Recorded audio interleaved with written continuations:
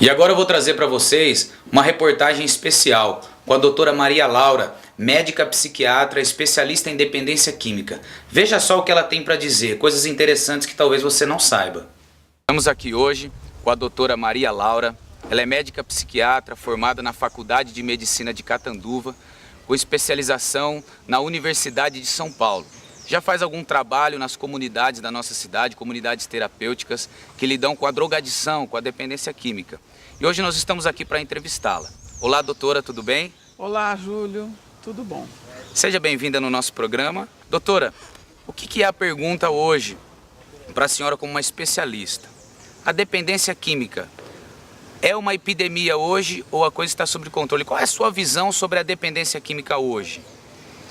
Bom, é que está absolutamente fora de controle em termos assim do volume que nós temos tido de casos, de procura de atendimento, da dificuldade que a gente tem de colocar à disposição dos usuários o que nós temos em termos de sistema de saúde.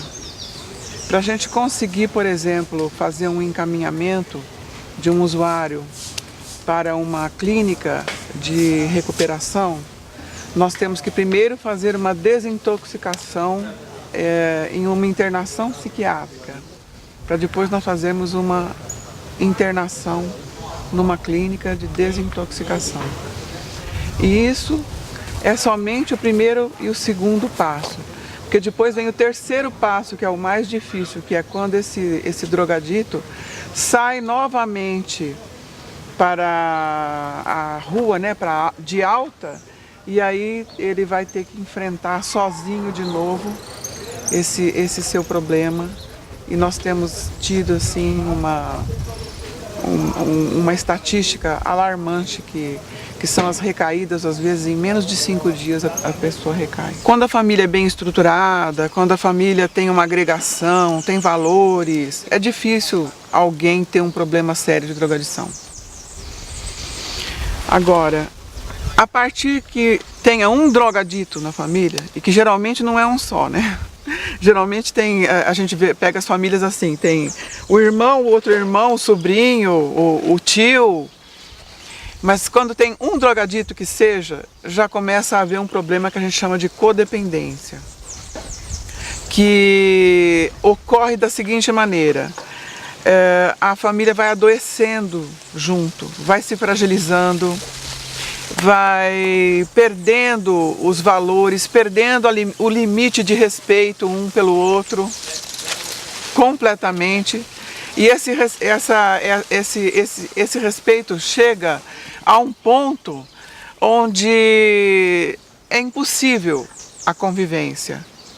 Então a família precisa procurar uma orientação. Essa orientação visa restabelecer para a família assim a condição de estar novamente inserindo dentro dessa família os valores e a condição de estar lidando com esse paciente de uma maneira onde ele seja mantido no lugar dele de novo. Ou seja, um programa de apoio à família. Um programa de apoio à família, isso é extremamente importante, porque não adianta o drogadito se tratar se a família não se trata também. Então ele vai chegar de volta numa família que continuou adoecida. É um trabalho em vão. Um trabalho em vão. Ele pode se tratar e voltar para uma família adoecida, e aí ele vai reencontrar um ninho estragado. O ninho que ele estragou continua estragado. Ele vai voltar, ele vai se preparar para encarar uma realidade, chega lá, tá tudo do mesmo jeito. Tá tudo do mesmo jeito, então ele não vai conseguir praticar aquilo que ele já estava fragilizado, e vai tentar praticar e não vai encontrar eco. Então onde ele vai se frustrar. Exatamente. E nós sabemos o que geralmente ele vai encontrar seria uma espécie de uma intolerância, uma falta de compreensão da família. Porque a família tem que acolher ele. A última estrutura que deveria desanimar com o drogadito seria a própria família. Doutora, me diz uma coisa, todos esses anos que você vem trabalhando com a dependência química, você pode nos relatar algum caso de famílias que às vezes até tiraram suas próprias vidas por esse problema, talvez tão grave, chegaram a tirar suas vidas ou talvez a cometer coisas absurdas por causa dessa codependência? ficou doente através da dependência, perdeu o controle. Existe algum caso, lógico, sem citar nomes, mas que aconteceu desse tempo que a senhora está tratando esse problema da dependência química e família? Então, existem inúmeros casos, porque o matar e o morrer, o perder, o ficar, vamos dizer, a morte social, às vezes eu acho que a morte social, a morte afetiva é pior do que morrer fisicamente, né? Na verdade, é pior do que morrer fisicamente.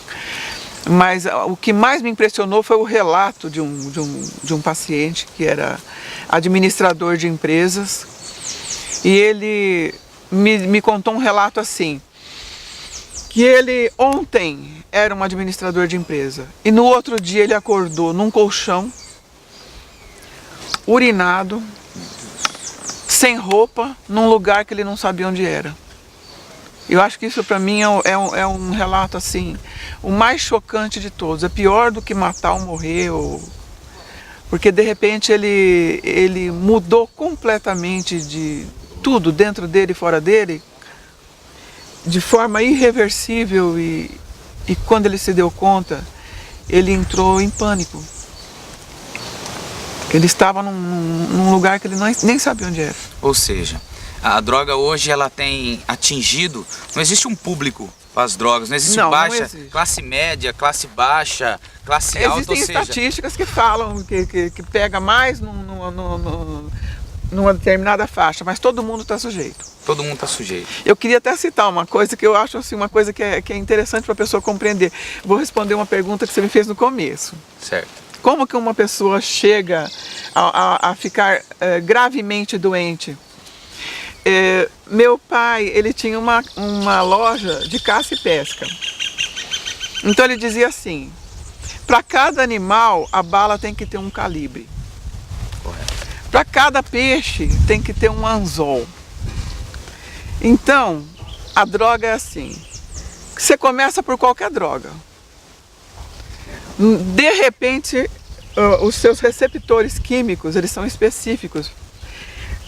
No dia que você utiliza a droga que combina mais com os seus receptores, você está absolutamente pego. O prazer que você sente é tão intenso, é um prazer grande.